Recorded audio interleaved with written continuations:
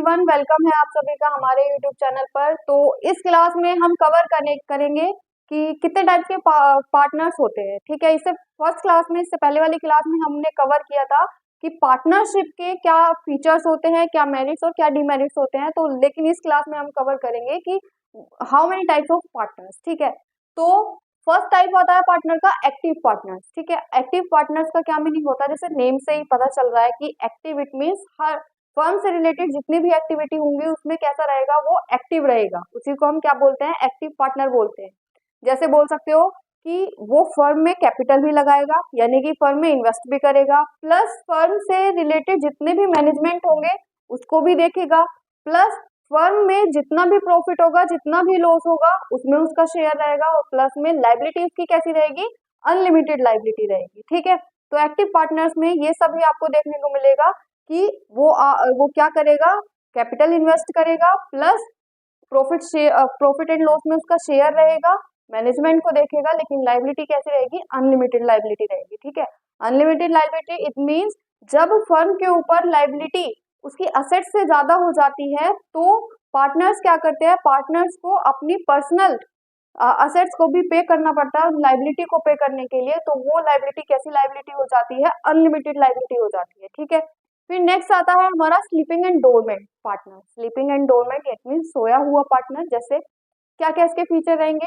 Sleeping partner आप उस partner को बोलोगे जो फर्म में इन्वेस्ट तो करेगा, कैपिटल तो लगाएगा, लेकिन फर्म से रिलेटेड जितने भी मैनेजमेंट होंगे उसमें उसका कोई रोल नहीं होगा, बट प्रॉफिट एंड लॉस में उसका शेयर रहेगा, और लाइबिलिटी कैसी रहेगी, अनलिमिटेड लाइबिलिटी रहेगी। जैसे कोई कोई होता है ना कि भाई वो क्या करता है कि आपके फर्म में या आपके बिजनेस में पैसा लगा देता है और बोलता है कि भाई मैंने तो पैसा लगा दिया, एक तरीके से इन्वेस्टर मान सकते हैं आप कि मैंने तो भाई पैसा लगा दिया, मुझे तो अब प्रॉफिट और लॉस चाहिए, आपके बिजनेस के क्या मैनेजमेंट है वो आप खुद देखो। ठीक है, तो ऐसे पार्टनर को हम क्या बोलेंगे, स्लीपिंग और डोरमेंट पार्टनर बोलेंगे। नेक्स्ट आता है हमारा नॉमिनल पार्टनर। नॉमिनल पार्टनर वो पार्टनर होता है जो ना तो बिजनेस में या फर्म में इन्वेस्ट करता है, ना ही उसका प्रॉफिट फर्म के प्रॉफिट और लॉस में उसका शेयर होता है, और ना ही वो मैनेजमेंट देखता है। बस उसके पास क्या रहता है कि लाइबिलिटी उसकी कैसी रहेगी, अनलिमिटेड लाइबिलिटी रहेगी। बट नॉमिनल पार्टनर में क्वेश्चन पुट होता है कि अगर वो इन्वेस्ट भी नहीं कर रहा है, प्रॉफिट एंड लॉस में उसका शेयर भी नहीं है, और थर्ड कि वो मैनेजमेंट को भी नहीं देख रहा है, तो ऐसा पार्टनर क्यों किसी फर्म का हिस्सा बनेगा जिसमें ना उसको प्रॉफिट एंड लॉस हो रहा है, ना मैनेजमेंट देख रहा है, और ना ही उसको इन्वेस्ट करना पड़ रहा है ना। तो ऐसा मतलब लोग होता है ना कि अगर आप कुछ देते हो तो उसमें मतलब ये रहता है कि भाई बदले में मुझे कुछ मिलेगा। अगर हम बिजनेस करते हैं तो हम किस लिए बिजनेस करते हैं, अर्निंग करने के लिए, लेकिन यहाँ तो उसको कुछ अर्निंग भी नहीं हो रही है, ना प्रॉफिट एंड लॉस में उसको कुछ हिस्सा है। तो नॉमिनल पार्टनर्स एग्जाम्पल के लिए बोल सकते हो, जैसे एक फादर अपने बेटे के बिजनेस में पार्टनर बना है। ठीक है, अब वो फादर ना तो अपने बेटे के बिजनेस में इन्वेस्ट कर रहा है, ना ही प्रॉफिट एंड लॉस में उसका हिस्सा है, ना ही मैनेजमेंट देख रहा है, बस कहने के लिए क्या है कि वो एक पार्टनर बन गया है। ठीक है, या फिर इसका दूसरा एग्जाम्पल हम ये भी ले सकते हैं कि अगर आप किसी ब्रांड का यूज कर रहे हो, ठीक है, या फिर अटैचमेंट से रिलेट कर सकते हो। वैसे इसका फादर और सन से ज्यादा अच्छा बैठता है, क्योंकि फादर और सन ही इसमें ज्यादा अच्छे तरीके से बैठ जाते हैं। ठीक है, तो नॉमिनल पार्टनर वो पार्टनर होते हैं जो ना तो फर्म में इन्वेस्ट करते हैं, ना उसका प्रॉफिट एंड लॉस में कोई हिस्सा होता है, ना मैनेजमेंट देखते हैं, बट लाइबिलिटी कैसी रहती है, अनलिमिटेड लाइबिलिटी रहती है। ठीक है, अब नेक्स्ट हम फोर्थ पार्टनर्स को देखेंगे।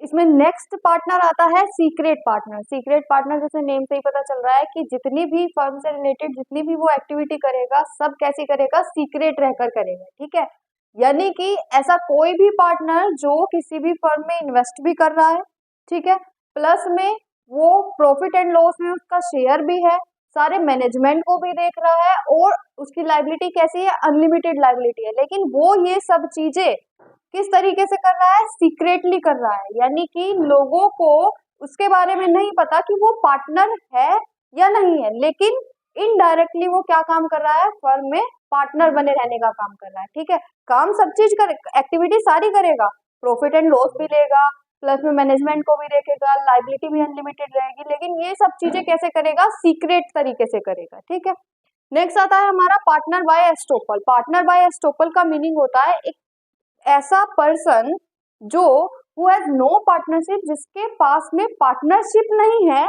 लेकिन फिर भी उसके जो वर्ड्स है या फिर जो कंडक्ट वो कर रहा है वो उसके पार्टनर की तरह हाईलाइट हो रहा है। इट मीन्स एक एग्जाम्पल लेके आपको समझाती हूँ कि जैसे मानकर चलिए दो पार्टनर हैं और उन दोनों पार्टनर का एक मैनेजर है, ठीक है। अब उनको क्या करना है, किसी नेक्स्ट पर्सन से, सेकंड पर्सन से उसको एक डील करनी है। तो जो भी उसको वो डील करनी है, उनका जो मैनेजर है वो उसको क्या करेगा, वो जो भी उस डील के बारे में जितना भी इंफॉर्मेशन होगी वो इंफॉर्मेशन उसके सामने कौन रिप्रेजेंट करेगा, उनका मैनेजर, ठीक है। लेकिन वो मैनेजर इस तरीके से रिप्रेजेंट कर रहा है उस इंफॉर्मेशन को, उस डील के बारे में जितनी भी इंफॉर्मेशन है, जैसे कि वो उसका एक पार्टनर है। हालांकि वो पार्टनर नहीं है, पार्टनरशिप उसके पास नहीं है, बस वो क्या काम कर रहा है, मैनेजर है वो उस ऑर्गेनाइजेशन में है, तो वो मैनेजर। लेकिन जो डील कर रहा है, उस डील के बारे में जितनी भी इंफॉर्मेशन वो सेकंड पर्सन को बता रहा है, वो एज अ मैनेजर बन के एज अ पार्टनर बन के बता रहा है।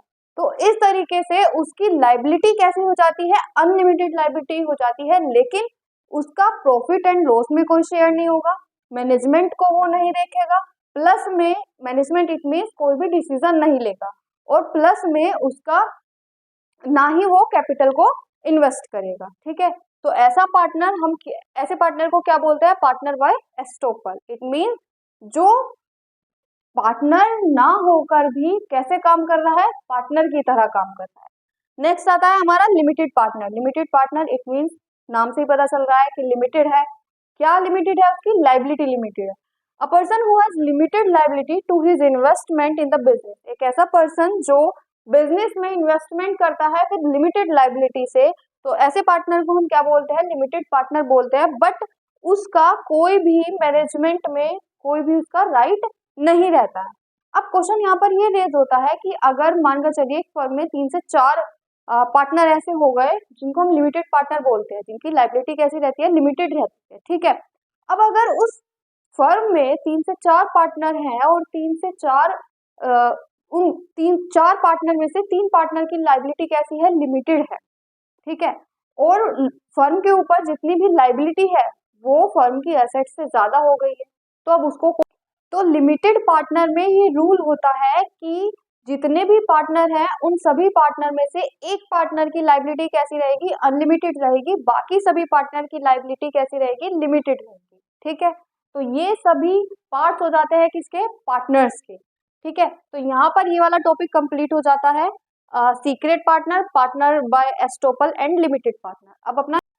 अब नेक्स्ट टॉपिक हमारा आता है टाइप्स ऑफ पार्टनरशिप, यानी कि पार्टनरशिप के कितने टाइप्स होते हैं, ठीक है। पार्टनरशिप को हम 2 टाइप्स में डिवाइड कर सकते हैं। फर्स्ट आता है classification on the basis of duration and second is classification on the basis of liability, ठीक है। यानी कि पार्टनरशिप को आप ड्यूरेशन और लाइबिलिटी दोनों में डिवाइड कर सकते हैं, ठीक है।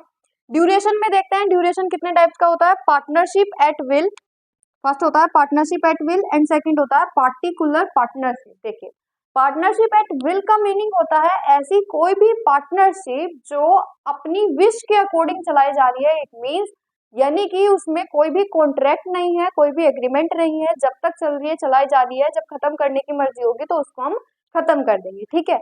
ऐसी कोई भी पार्टनरशिप जो आपकी विश पर डिपेंड करती है तो वो पार्टनरशिप कहलाती है पार्टनरशिप एट विल, ठीक है। नेक्स्ट आती है ड्यूरेशन के according particular partnership. Particular partnership it means जो एक टाइम ड्यूरेशन में रहती है। जैसे मानकर चलिए कि किसी व्यक्ति को, किसी पर्सन को एक ब्रिज बनाने का कॉन्ट्रैक्ट मिला, ठीक है। उसने वो कॉन्ट्रैक्ट ले लिया, तो अब उसने सोचा कि मैंने जो कॉन्ट्रैक्ट लिया है ब्रिज का, मैं इसको पार्टनरशिप में बनाऊंगा, ठीक है।